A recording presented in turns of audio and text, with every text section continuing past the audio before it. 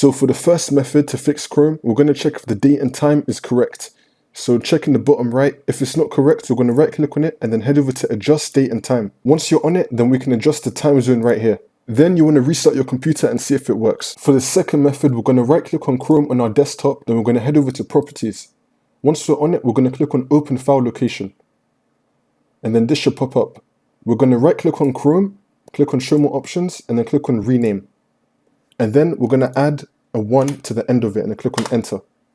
Once you do that, try to open up Chrome and see if it works. If it is working, then you can right click on Chrome, head over to show more options, and then you could either pin to your taskbar or pin to start. You could also create a shortcut on your desktop and just use that from now on. For the third method, we're going to head over to search and type in CMD, then we're going to run it as administrator.